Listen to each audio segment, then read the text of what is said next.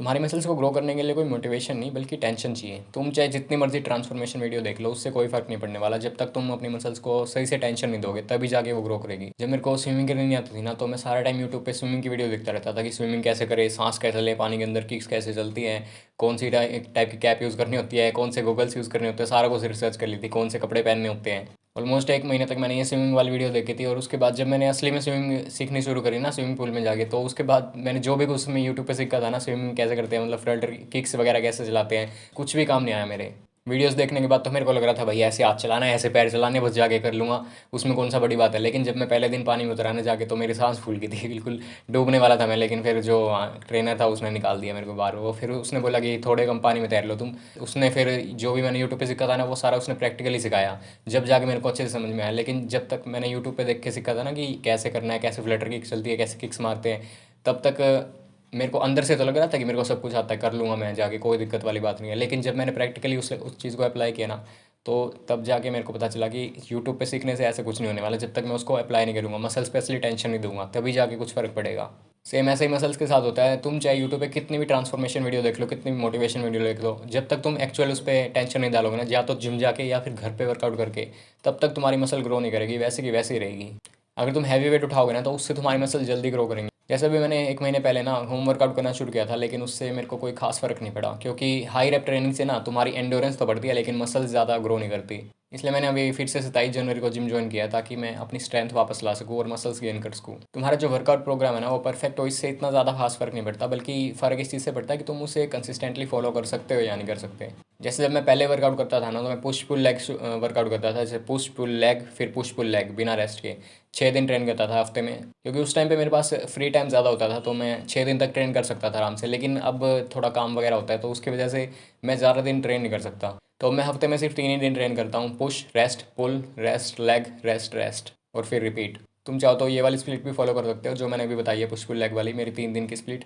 या फिर तुम ऐसे कर सकते हो, अपर लोअर रेस्ट रेस्ट और फिर उसके बाद रिपीट। या फिर तुम हफ्ते में सिर्फ 3 दिन फुल बॉडी वर्कआउट भी लगा सकते हो। लेकिन अगर तुम्हें मसल गेन करनी है ना, और तुम हफ्ते में 6 दिन जिम जा रहे हो, तो उससे तुम्हारी प्रोग्रेस काफ़ी स्लो हो जाएगी। इसलिए 4 या मैक्सिमम 5 दिन जिम जाओ, उससे ज़्यादा जाने की जरूरत नहीं है। और हाँ, बार बार अपनी एक्सरसाइज चेंज मत करो, जो तुम्हें एक्सरसाइज पसंद है ना, उसे फिक्स कर लो और कम से कम 1 साल के लिए उसे फॉलो करो। जैसे मैंने पुश पुल और लेग तीनों दिनों पे कुछ एक्सरसाइज फिक्स कर रखे, तो मैं पुश वाले दिन पे वेटेड डिप्स और वेटेड पुशअप जरूर लगाता हूँ, और पुल वाले दिन पे वेटेड पुल अप और कोई भी रोइंग मूवमेंट, या तो डंबल रो या फिर बारबल रो। और लेग वाले दिन पे पिस्टल स्क्वाट्स और बल्गेरियन स्प्लिट स्क्वाट। तो ये कुछ मूवमेंट्स है जो मैं पुश पुल लेग तीनों दिनों पे ज़रूर परफॉर्म करने की कोशिश करता हूँ। ये सब करने के बाद भी ना, तुम जितना ज़्यादा सोचोगे ना, उतना ही कम ग्रो करोगे। मेरे को याद है पहले मैं एक एक मसल की ना 3 3 4 4 एक्सरसाइज लगाता था। मैं सोचता था यार इस एंगल से भी हिट कर लूँ उसको, उस वाले एंगल से भी हिट कर लूँ। अब जैसे यूट्यूब पे कोई नई वीडियो देख ली कि इस वाले एंगल से अगर हिट करेंगे तो ज़्यादा लेट एक्टिवेशन होएगी, इस वाले एंगल से हिट करेंगे तो अपर चेस्ट होएगी, इस वाले से करेंगे तो लोअर चेस्ट होएगी, ये अंदर की लाइन होती है, उसको ऐसे करेंगे वैसे करेंगे। पता नहीं कैसी कैसी एक्सरसाइज ट्राई करता रहता था, लेकिन उनसे कोई खास रिजल्ट नहीं मिला जब तक मैंने बेसिक मूवमेंट पे ध्यान नहीं दिया और इन फैंसी मूवमेंट्स को छोड़ दिया। अगर तुम्हारी जिम में स्ट्रेंथ बढ़ेगी ना, तो उससे तुम्हारा कॉन्फिडेंस भी ऑटोमेटिकली बढ़ना शुरू हो जाएगा। मेरे को याद है जब मेरी स्ट्रेंथ और मसल बढ़ी थी ना पहले स्टार्टिंग के दिनों में, तो उस टाइम पे मेरा कॉन्फिडेंस यहाँ से यहाँ पहुँच गया था। कई लोग क्या करते हैं ना, ओवर प्लानिंग करना शुरू कर देते हैं, मतलब ये वर्कआउट लगाऊं, वो वाली स्प्लिट फॉलो करूँ, क्या करूँ, ये खाऊं वो खाऊं ये ना खाऊं, ये वाले एंगल से हिट करूँ वो वाले एंगल से हिट करूँ, 10 तरह की चीज़ें करेंगे ट्राई, और सारा टाइम उसी चीज़ में निकाल देंगे, अपना प्लानिंग करने में ही टाइम वेस्ट कर देंगे, लेकिन एक्शन कुछ नहीं लेंगे। जिसकी वजह से उनको लगता है कि यार मेरे को नॉलेज तो है पूरी, लेकिन मैं प्रोग्रेस कर क्यों नहीं पा रहा हूँ। प्रोग्रेस वो इसीलिए नहीं कर पा रहे क्योंकि वो सारा टाइम प्लानिंग में निकाल दे रहे हैं, वो एक्शन ले ही नहीं रहे।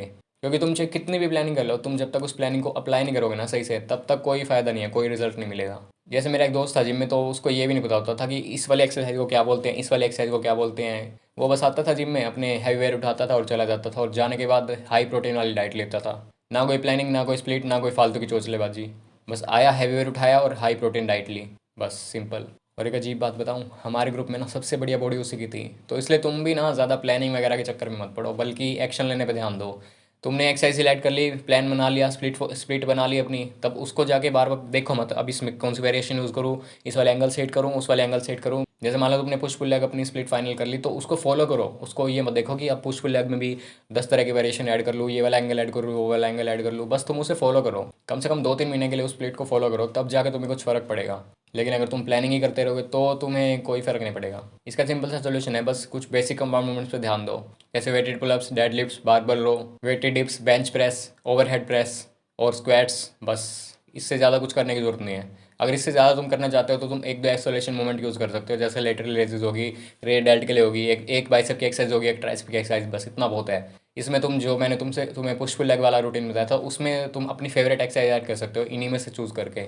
और बस फाइनल करने के बाद तुम्हें क्या करना है, बस 1 साल के लिए उसे फॉलो करना है। 1 साल नहीं तो कम से कम 6 महीने के लिए फॉलो करना है, तब जाके तुम्हें कुछ रिजल्ट मिलेंगे।